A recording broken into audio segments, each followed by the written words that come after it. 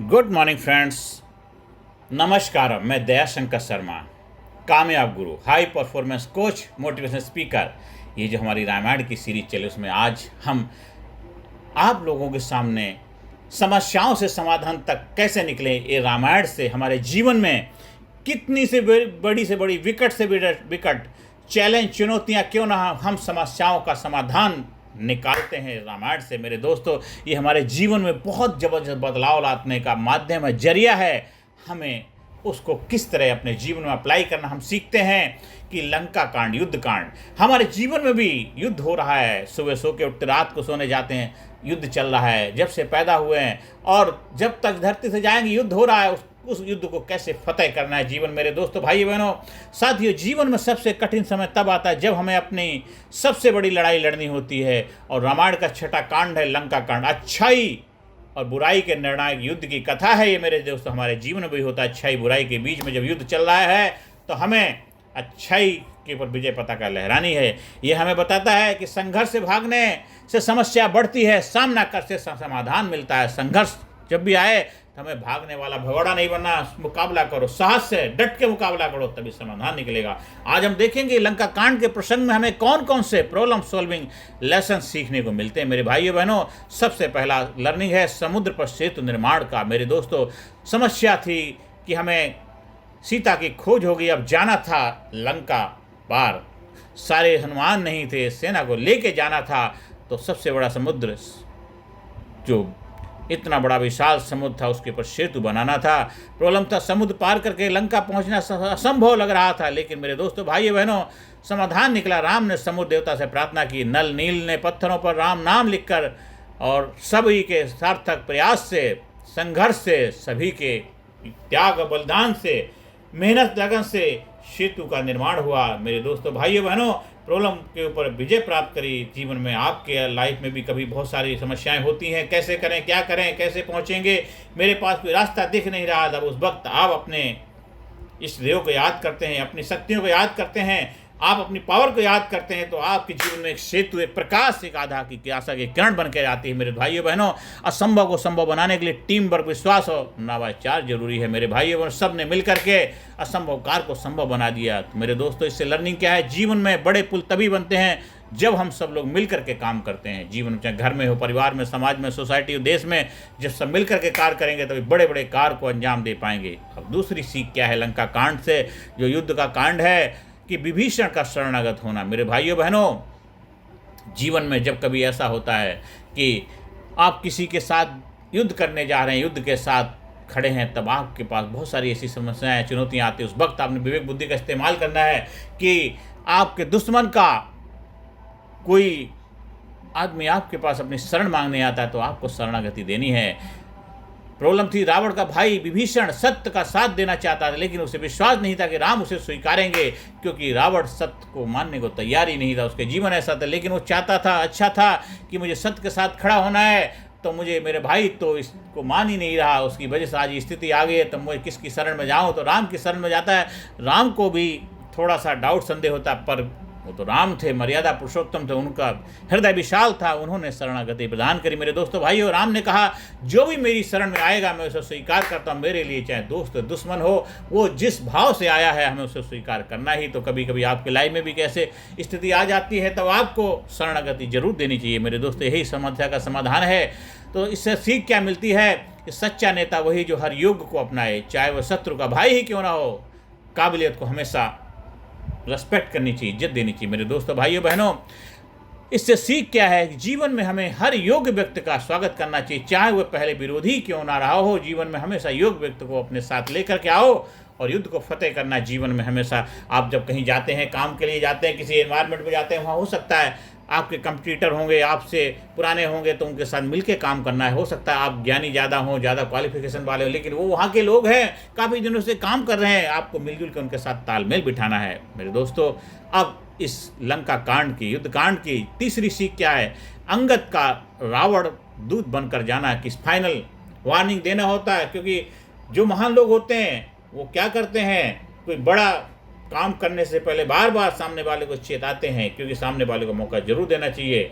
रावण का घमंड डूबा हुआ था और उस किसी की बात सुनने वाला ही नहीं था। एक बार तो हनुमान ने चेतावनी पर फिर भी वो झुकने को तैयार नहीं था। अब उसको एक दूसरी वार्निंग और देनी थी, उसके अहंकार पर चोट करनी थी कि जब एक वानर ने जाग करके ये सिचुएशन पैदा कर दी, लंका को तहस नहस कर दिया, अब दूसरे को भेजना, दिखाना था कि अभी भी जाग जाओ, अभी भी शांत जाओ, पूरे प्रजा का नुकसान होने की बजाय सरेंडर कर दो, संधि कर लो। पर रावण अहंकारी था, तो सॉल्यूशन निकाला कि कैसे उसके अहंकार को चूर किया जाए। तो एक दूत बना के भेजा जाता है। सॉल्यूशन के अंगद ने साहस के साथ संदेश पहुंचाया और रावण का अभिमान तोड़ दिया। मेरे दोस्तों, ऐसा ही हमें भी जीवन में कभी कभी अंगद जैसा साहस दिखाना पड़ता है, समस्याओं के आगे डट के खड़ा होना पड़ता है और समस्याओं को तोड़ना होता है। मेरे भाइयों बहनों, इससे क्या सीख मिले? कभी कभी समस्या का समाधान सीधी सच्ची बात कहने से नहीं मिलता है, तब थोड़ा अपनी शक्ति का प्रदर्शन करना पड़ता है। अंगद ने जो अपना पैर जमा दिया,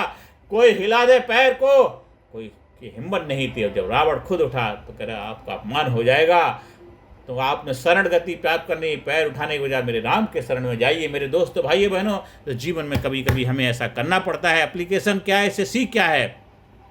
जीवन में जब बुराई फैले तो हमें बिना डरे सच बोलना चाहिए, सच के साथ आगे बढ़ना चाहिए, सच का सामना करना चाहिए। तो ये हमारी तीसरी लर्निंग है लंका कांड की। अब चौथी लर्निंग की तरफ बढ़ते हैं कि युद्ध का आरंभ हो चुका है और रावण की सेना है। मेरे दोस्तों, अब यहाँ पे फिर प्रॉब्लम आ रही है। रावण की सेना विशाल है, शक्तिशाली थी, जबकि वानर सेना साधनहीन थी, बहुत शक्तिशाली नहीं थी। मेरे दोस्तों, शक्तिशाली का मतलब बहुत बड़ी सेना नहीं थी। सेना तो थी, अंदर से विल पावर था, जोश था, जज्बा था, राम पे विश्वास था। लेकिन अब यहाँ पे प्रॉब्लम निकालना था कि आपके पास कम लोग भी हैं, कम पावर हो, फिर भी उस पावर को डबल मल्टीप्लाई कैसे करेंगे? यहाँ अपनी विवेक बुद्धि का इस्तेमाल करना। राम और वानरों ने साहस और रणनीति से एक एक करके सारे राक्षसों का अंत किया। रणनीति का इस्तेमाल किया, पावर का लगाना था, सब पावर लगाए, जहाँ जैसे सिचुएशन तो उस हिसाब से उन्होंने अपनी शक्ति का प्रदर्शन करके राक्षसों का अंत कर दिया। लंका की तरफ बढ़ रहे हैं। अब संसाधन कम हो तो भी साहस और एकजुटता से जीत संभव होती है। मेरे दोस्तों, आपके पास कम संसाधन है, जो भी है उसी से भी अगर आपके अंदर साहस एकजुटता है तो जीत आपके संभव है। इससे क्या सीख मिलती? जीवन में संख्या साधन नहीं, आत्मविश्वास और रणनीति आपको जीत दिलाते हैं। मेरे भाइयों बहनों, मेघनाद और कुंभकर्ण का युद्ध हो रहा है। पांचवी सीख क्या है इससे? मेघनाद और कुंभकर्ण के जब आते हैं मैदान में, युद्ध होता है, उस वक्त क्या घमासान होता है। मेरे दोस्तों, तो राक्षस मारे गए, लेकिन बड़े बड़े महारथी जब मैदान में उतरते हैं तो और भी समस्याएं आती, तो आपको और भी टफ डिसीजन लेना होता है। मेघनाद और कुंभकर्ण जैसे महायोद्धा अपार शक्ति लेकर आए थे मेरे दोस्तों, तो सॉल्यूशन निकाला। लक्ष्मण ने मेघनाद को मारा। एक बार लक्ष्मण भी मेघनाद के द्वारा मूर्छा को प्राप्त हो गए थे, लेकिन फिर जबरदस्त संघर्ष के बाद हनुमान जी संजीवनी बूटी ला करके लक्ष्मण को होश में लेकर के आए। लक्ष्मण का जबरदस्त तरीके से अपनी दोबारा शक्ति को अर्जित करके युद्ध लड़ा और इतना घमासान युद्ध हुआ, इतना घमासान युद्ध हुआ, आखिरकार मेघनाद को परास्त होना पड़ा और लक्ष्मण ने विजय पताका लहराई। तो एक राक्षस जो महारथी था उसका वध किया। अब दूसरा, वो भी और भी ज़्यादा शक्तिशाली था, कुंभकर्ण, उसका वध किया। राम ने कुंभकर्ण का वध किया। मेरे दोस्तों, जब बड़ी बड़ी चुनौतियाँ आती हैं तो बड़ी बड़ी चुनौतियों के लिए अपने आप को तैयार करके उसे विजय प्राप्त करनी होती है। इससे हमें क्या सीख मिलती है? हर बड़ी समस्या को सही व्यक्ति, सही समय और सही शक्ति से हल किया जा सकता। कब, कहाँ, किसके साथ एडजस्टमेंट लाना है, कहाँ किसको भेजना है, कहाँ किसके साथ कैसे बात करनी, ये विवेक बुद्धि का इस्तेमाल करना है। तो जीवन के अंदर भी हर चुनौती का सामना उसके अनुरूप करना चाहिए, विशेष रणनीति से हमें उसका समाधान निकालना। मेरे भाइयों बहनों, ये हमारी पांचवी सीख है लंका कांड से। अब हम छठी सीख की तरफ जाते हैं कि लक्ष्मण पर जब शक्ति का प्रहार और संजीवनी का अटैक प्रहार होता है तो संजीवनी कैसे काम करती है। जो प्रहार हुआ था मेघनाद ने, तो उस वक्त मेरे दोस्तों, भाइयों बहनों, किस तरह हमें उससे भी निकलने के जो सीख हुई थी, कैसे कि प्रॉब्लम क्या थी? मेघनाद ने शक्ति से लक्ष्मण को मूर्छित कर दिया था, तो फिर क्या करना? क्या हनुमान ने द्रोण पर्वत से संजीवनी लाकर लक्ष्मण का जीवन बचाया था। मेरे दोस्तों, भाइयों बहनों, जब कभी जीवन के अंदर संकट आता है तब त्याग और समर्पण से चमत्कार होता है। जब संकट आए, चुनौतियां आए, तब उस वक्त कभी कभी त्याग भी करना पड़ता, समर्पण भी करना पड़ता है, तब आपके जीवन में चमत्कार होते, मिरेकल होते हैं मेरे दोस्तों। तो कठिन समय में किसी का जीवन बचाना सबसे बड़ा धर्म होता है। कठिन समय में कितनी भी दिक्कत परेशानियां हो, हमारा उद्देश्य लक्ष्य क्या होना चाहिए? जान बचाना। आप हॉस्पिटल में गए हैं तो हॉस्पिटल का उद्देश्य मरीज की जान बचाना होना चाहिए। कितनी भी संघर्ष, कितनी भी चुनौतियां, कुछ भी करना पड़े, आप उसकी जान बचाना। यही हनुमान जी ने किया। संजीवनी बूटी के लिए पूरा पर्वत को उठा के ले आए। ये पावर और शक्ति थी उनके अंदर कि समाधान निकालना है, एक्सक्यूज नहीं है, हमें जवाब देना है। मेरे दोस्तों, लक्ष्मण पर शक्ति का प्रहार के जवाब में संजीवनी बूटी ने उनका उपचार किया, तभी वो मेघनाद का वध कर पाया। तो इस समय छठी सीख क्या मिलती है कि जब संकट की घड़ी होती है तो त्याग समर्पण से चमत्कार होता है, और कठिन समय में किसी का भी जीवन बचाना आपका सबसे बड़ा धर्म है। यही आपका सबसे बड़ी सीख है।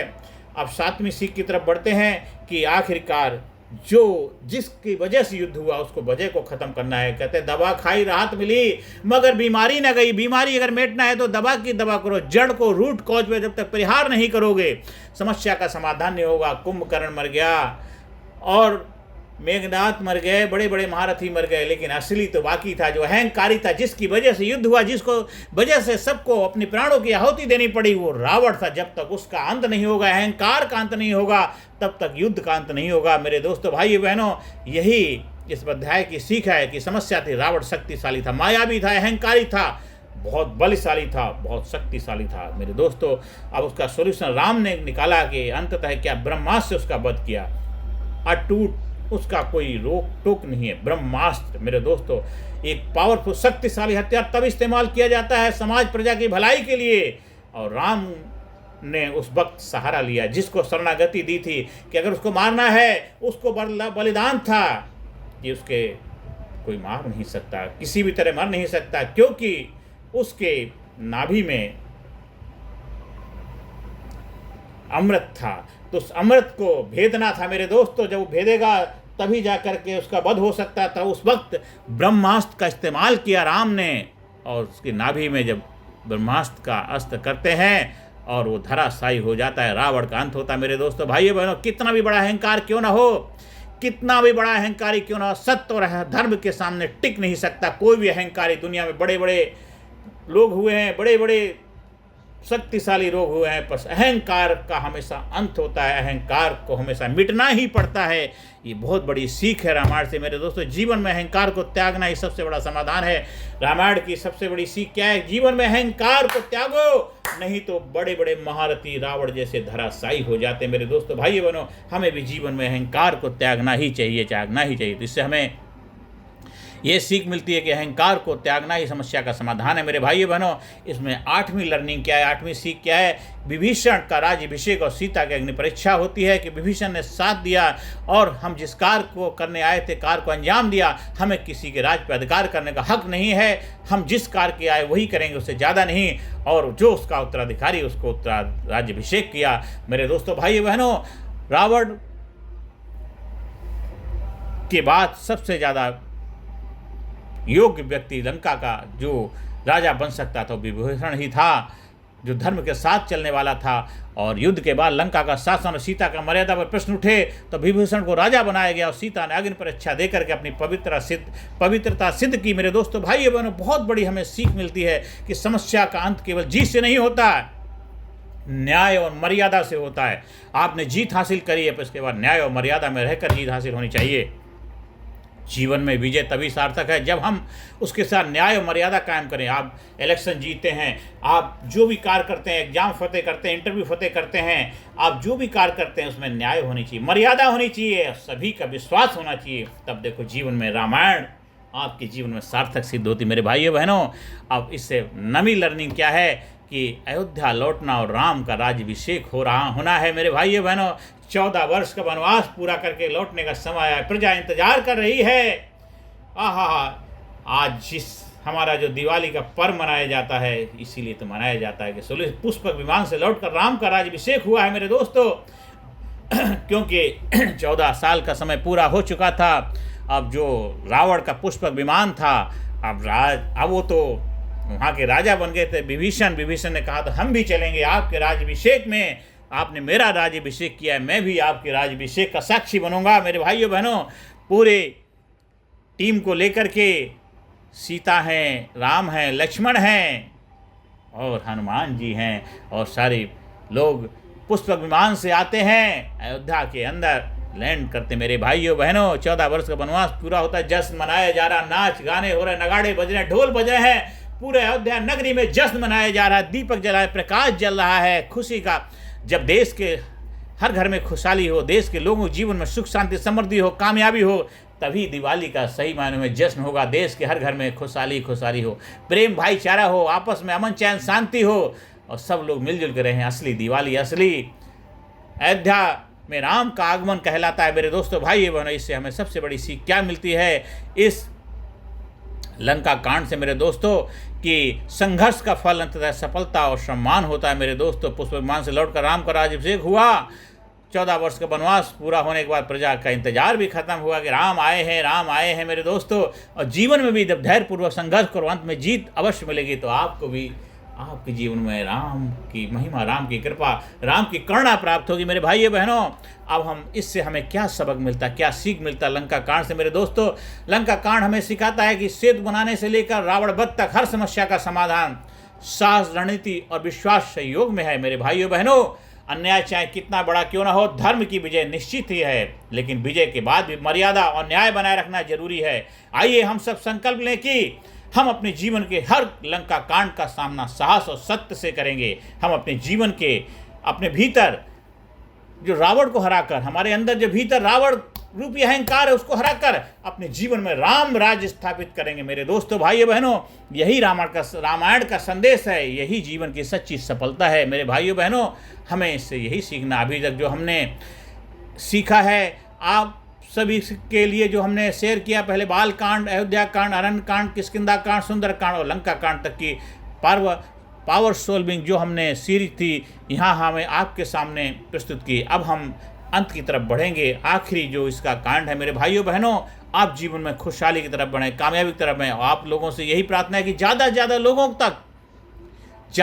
लोगों तक इसको शेयर करें, लोगों के जीवन खुशियाँ लाने का माध्यम बने, लोगों के जीवन में सुख शांति समृद्धि, खासकर हमारे जो गाँव कस्बों में आपके माता पिता बड़े बुजुर्ग रहते हैं, वहाँ पे भेजिए कि कितना समय तो निकालें। हाँ, रामलीला होती, रामायण देखने जाते हैं, रामायण सुनते हैं, रामायण पढ़ते भी, पर ये कम समय में कैसे कुछ चीज़ें हम सीख सकते हैं, इसका भी हमें डेली रिमाइंड करना चाहिए। जैसे हम डेली खाना खाते हैं, इसी तरह एक एक वीडियो अगर 15-20 मिनट डेली देखेंगे तो बहुत बड़ा आपके जीवन में एक मोटिवेशन मिलेगा, बहुत बड़ी सीख मिलेगी और हमेशा जोश उत्साह से भरे रहेंगे, आप अपने गोल की तरफ अग्रसर रहेंगे। आप ज़्यादा से ज़्यादा लोगों को वीडियो शेयर करें। आपकी लाइफ में कोई समस्या, चैलेंज चल रहा है, उसके लिए आप हमारी हाई परफॉर्मेंस कोचिंग, हमारा ट्रेनिंग प्रोग्राम टर्निंग पॉइंट से फ़ायदा उठा सकते हैं।